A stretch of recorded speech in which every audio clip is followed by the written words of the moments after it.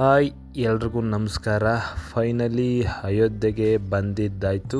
ಒಂದೊಳ್ಳೆ best ಪ್ರೈಸ್ಗೆ room ಸಿಕ್ತು ನಮಗೆ. ಇನ್ನೇನಿದ್ರು ಬೆಳಿಗ್ಗೆ ಎದ್ದು ಫ್ರೆಶ್ ಅಪ್ ಆಗಿ ಬಾಲರಾಮನ್ ನೋಡೋದೊಂದೇ ಬಾಕಿ ಇತ್ತು. ನಿಮಗೆ ರಾಮ ಮಂದಿರ ನಿಯರಲ್ಲಿ ರೂಮ್ಗಳು ಅವೈಲೇಬಲ್ ಸಿಗುತ್ತೆ. ಬೆಸ್ಟ್ ಪ್ರೈಸ್ಗೆ ಒಳ್ಳೆ ರೂಮ್ಗಳು ಸಿಗುತ್ತೆ, ಅಲ್ಲೇ ನೋಡ್ಬೋದು ನಾವು.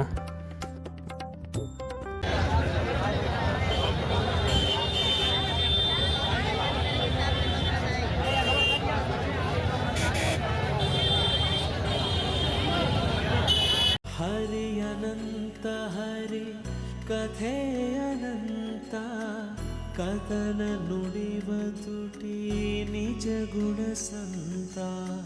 ರಾಮ ಜಪಿಸೋ ಮನ ದೇಗುಲದಂತೆ, ಸಜ್ಜನ ಪಥ ರಾಮಾಯಣದಂತೆ. ಮಂಗಳ ಭವನ ಅಮಂಗಳ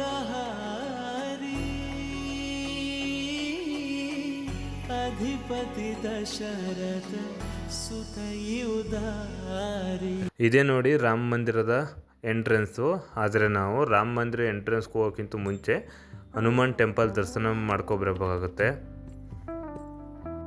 ಹನುಮಾನ್ ಟೆಂಪಲಲ್ಲಿ ಹೆವಿ ಕ್ರೌಡ್ ಇತ್ತು. ಬಟ್ ನಾವು ನೋಡಿದ್ವು ಹೋಗೋಕ್ಕಾಗುತ್ತಾ ಆಗಲ್ವಾ ಅಂತ, ಟೈಮ್ ಆಗ್ಬೋದು ಅಂತ. ನಮಗೆ UP ಪೊಲೀಸ್ ಒಳ್ಳೆ ಹೆಲ್ಪ್ ಮಾಡಿದ್ರು ಪಾಪ. ಯಾಕಂದರೆ ನಮ್ಮನ್ನ ರಿಟರ್ನ್ ಗೇಟಲ್ಲಿ ಕಳಿಸಿದ್ರು ಒಳಗಡೆ.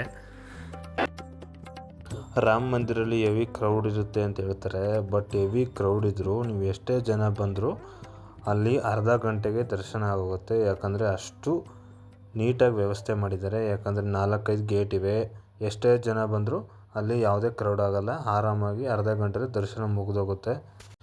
ನೆಕ್ಸ್ಟ್ ಯಾರಾದರೂ ನಮ್ಮ ಕರ್ನಾಟಕದಿಂದ ಅಯೋಧ್ಯೆಗೆ ಪ್ಲ್ಯಾನ್ ಮಾಡಿದರೆ, ಬಟ್ ನನ್ನ ಪ್ರಕಾರ ಇವಾಗೇನು ಬೇಡ ಅನಿಸುತ್ತೆ. 2 ಇಯರ್ ಬಿಟ್ಕೊಂಡು ಬಂದರೆ, ಯಾಕಂದರೆ ಅಲ್ಲಿ ಇನ್ನೂ 50% ಕನ್ಸ್ಟ್ರಕ್ಷನ್ ನಡೀತಾ ಇದೆ. ಅದರಿಂದ ಇನ್ನೂ 100% ಕೆಲಸ ಆಗಿಲ್ಲದೆ ಇರೋದ್ರಿಂದ 2 ಇಯರ್ಸ್ ಬಿಟ್ಕೊಂಡು ಬಂದರೆ ಬೆಸ್ಟು.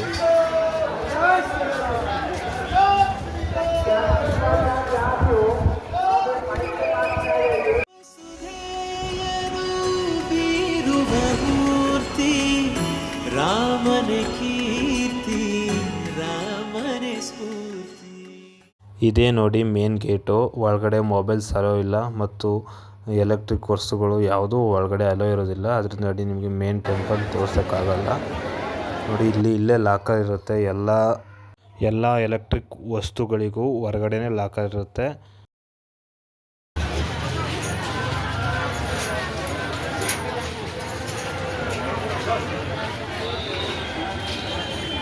ಅಯೋಧ್ಯೆಗೆ ಬಂದಿರೋ ನೆನಪಕ್ಕೋಸ್ಕರ ಈ ಥರದ್ದು 2 ತಗೊಂಡು 200 ಕೊಟ್ಟು 2 ತಗೊಂಡು, ಬೇಕಾದರೆ ನಿಮಗೆ ಅಯೋಧ್ಯೆ ಶ್ರೀರಾಮ ಸ್ಟ್ಯಾಚುಗಳು ಸಿಗುತ್ತೆ. ಎಲ್ಲ ಥರದ್ದು ಸಿಗುತ್ತೆ.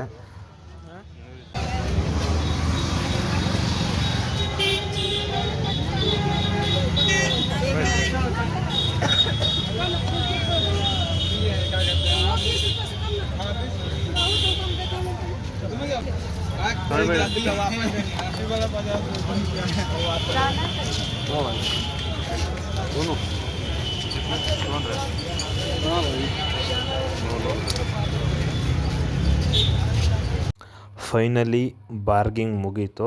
ಇನ್ನೇನು ನಮ್ಮೂರ ಕಡೆ ಹೋಗೋ ಸಮಯ. ಬಟ್ ನಾನೊಂದು ಏನು ಹೇಳ್ತೀನಿ ಅಂದರೆ, ಎಲ್ಲರೂ ಬಂದು ನೋಡಬೇಕಾಗೋಂಥ ಪ್ಲೇಸ್ ಇದು. ಎಲ್ಲರೂ ಆದಷ್ಟು ಟ್ರೈ ಮಾಡಿ ಅಂತ ಹೇಳ್ತಾ ಈ ಬ್ಲಾಗನ್ನು ಇಲ್ಲೇ ಮುಗಿಸ್ತಾ ಇದ್ದೀವಿ. ಎಲ್ಲರಿಗೂ ಧನ್ಯವಾದಗಳು. ಜನಪಥ ರಾಮಾಯಣದಂತೆ, ಮಂಗಳ ಭವನ ಅಮಂಗಳ ಹಾರಿ. ಅಧಿಪತಿ ದಶರಥ ಸುತಯುದಾರಿ. ರಾಮ ಸೀತಾರಾಮ